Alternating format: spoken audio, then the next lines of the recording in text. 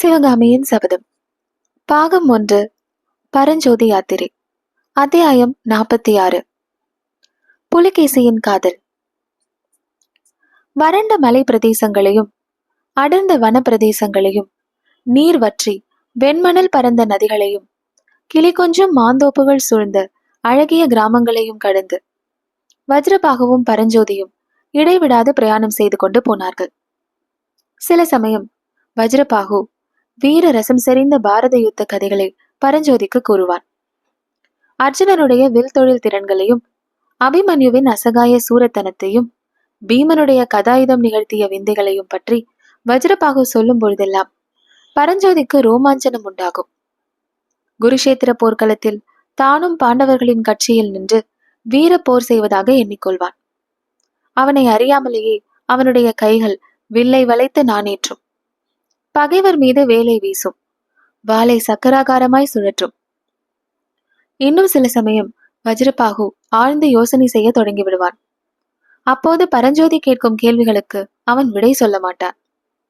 மேடு பள்ளம், காடு, தண்ணீர் எதுவும் பாராமல் குதிரையை 4 கால் பாய்ச்சலில் விடுவான்.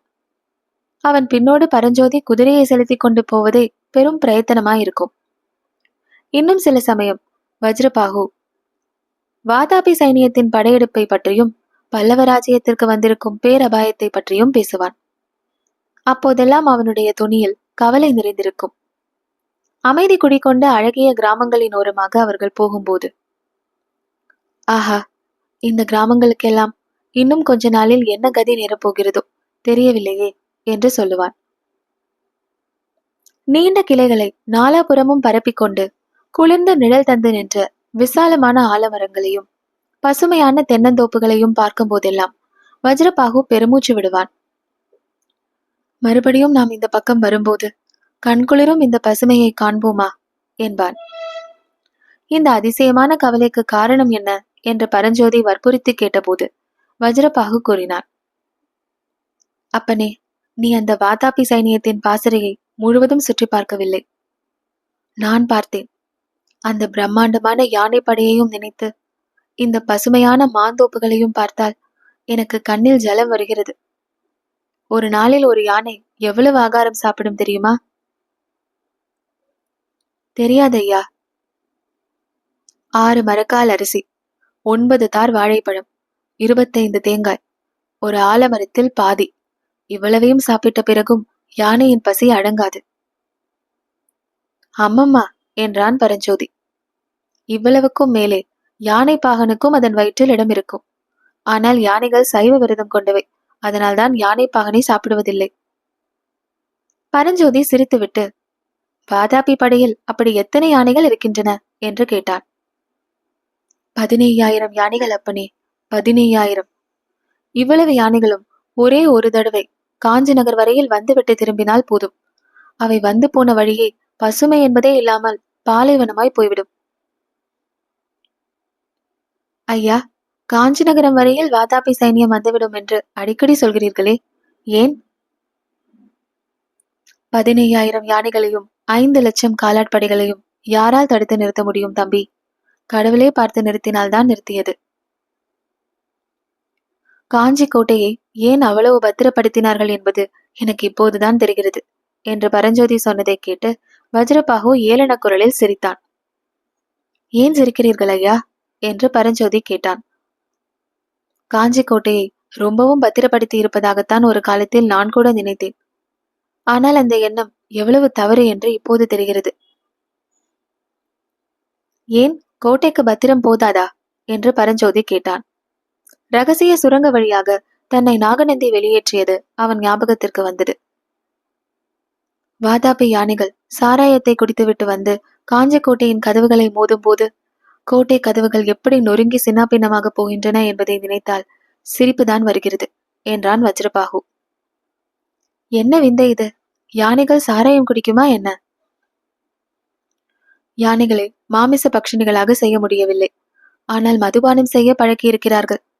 வாதாபி சைனியத்தில் 1000கணக்கான வண்டிகளில் பெரிய பெரிய சால்களில் சாராயத்தை கொண்டு வருகிறார்கள். யானைகளை சாராயம் குடிக்க செய்து கோட்டை கதவுகளை முட்டை செய்ய போகிறார்களாம். இது என்ன அநாகரிக யுத்தம் என்றான் பரஞ்சோதி. யுத்தமே அநாகரிகம்தான் தம்பி என்றான் வஜ்ரபாகு. எல்லா யுத்தத்தையும் அநாகரிக யுத்தம் என்று சொல்ல முடியுமா? நாட்டை காப்பதற்காக நம் மகேந்திர சக்கரவர்த்தி நடத்தும் யுத்தம் அநாகரிக யுத்தமா என்றான் பரஞ்சோதி. மகேந்திர சக்கரவர்த்தியின் பெயரை மட்டும் என் காது கேட்க சொல்லாதே. தேச பாதுகாப்பை அசட்டை செய்துவிட்டு ஆடலிலும் பாடலிலும் அவர் காலம் கழித்ததை நினைத்தால் எனக்கு கோபமாய் வருகிறது. பரஞ்சோதி வஜ்ரபாகுவின் முகத்தை சற்று கவனமாய் பார்த்துவிட்டு, அப்படியென்றால் காஞ்சி கோட்டையை பாதுகாக்கவே முடியாது என்று நினைக்கிறீர்களா என்றான். வாதாபி சைனியம் நேரே காஞ்சிக்கு வந்து சேர்ந்தால் காஞ்சி கோட்டையை கடவுளால் கூட காப்பாற்ற முடியாது. அப்படி வந்து சேராதல்லவா? அதன் பொருட்டுதான் ஓட முயன்றவன் முதுகில் வேலை எறிந்து கொன்றேன். நாகநந்தி கொடுத்ததாக புலிகேசியிடம் ஒரு ஓலையும் கொடுத்துள்ளேன். அதை பற்றி புலிகேசிக்கு சந்தேகம் தோன்றாமல் இருந்தால் காஞ்சியை காப்பாற்றலாம். நீங்கள் கொடுத்த ஓலையில் என்ன எழுதியிருந்தது ஐயா? தம்பி, அந்த விஷயத்தை பற்றி நீ கேளாமல் இருந்தால் நான் பொய் சொல்ல வேண்டிய அவசியமும் ஏற்படாது என்று முன்னொரு தரம் பரஞ்சோதி கூறிய வார்த்தைகளை வஜ்ரபாகு இப்போது திருப்பி கூறினான். பரஞ்சோதி சற்று நேரம் சும்மா இருந்துவிட்டு, ஐயா, நீங்கள் கொடுத்த ஓலையின் பலனாக சலுக்க சைனியம் காஞ்சிக்கு வராமல் வாதாபிக்கே திரும்பி போய்விடுமா என்று கேட்டான். அப்பனே, காஞ்சி என்ற பெயரை கேட்டதும் புலிகேசியின் கண்களில் தோன்றிய ஆசை வெறியை நீ பார்த்திருந்தால் இப்படி கேட்டிருக்கவே மாட்டாய். என்னை அச்சுத விக்ராந்தனுடைய சந்ததியில் வந்தவனாக நினைத்து கொண்டுதான் புலிகேசி தன்னுடைய மனதை நன்றாக திறந்து காட்டினான். அது யார் அச்சுத விக்ராந்தன் என்று பரஞ்சோதி குறுக்கிட்டு கேட்டான். எந்த விஷயத்தையும் ஐயந்திரிபர தெரிந்து கொள்வதில் அவனுக்கு அடங்காத ஆசை ஏற்பட்டிருந்தது. பாண்டிய நாட்டுக்கும் சோழ நாட்டுக்கும் மத்தியில் 200 வருஷத்திற்கு முன் தனி அரசு செலுத்திய அச்சுத கலப்பாளனை பற்றி நீ கேட்டதில்லையா? அந்த அச்சுத கலப்பாளனின் வம்சம் நான் என்றதும் புலிகேசி நம்பிவிட்டான்.